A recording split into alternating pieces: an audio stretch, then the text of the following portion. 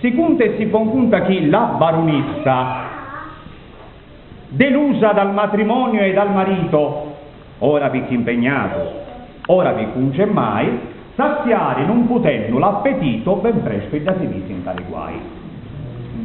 Vedendo dunque di avere fallito e chi lo sposo a stento la toccava, due belle corna ci fece al marito, che con i ponti lo cielo spunnava. Avendo conosciuto un buon partito, la baronessa se ne innamorava. Stu bello picciottello allegradito, Dovico Bernagallo si chiamava. Stu cavaleri dotto e blasonato, di la picciotta puro si innamora. E frequentando spisto stu casato, ci retti 8 figli alla signora. La baronessa ad ogni gravidanza allo barone sappi raggirare. Vincenzo, ci diceva, da chi sta panza c'è l'auto figlio tonto scuidare. Ma lo barone avendo l'intelletto, la cosa la comincia a sospettare, cercando chiaramente il difetto, li conta non ci potero tornare.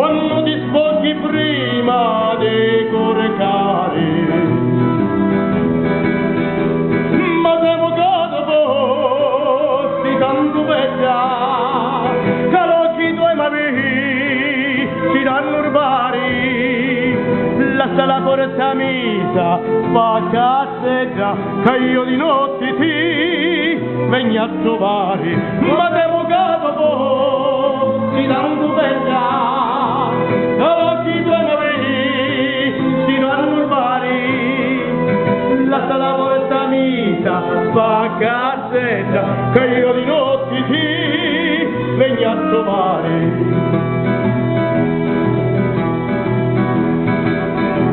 Comunque ti dormi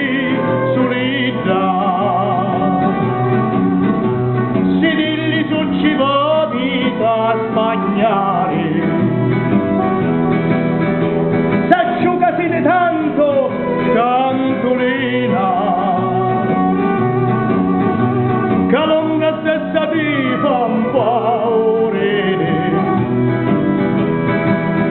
e ci venissi di sera tardoretto,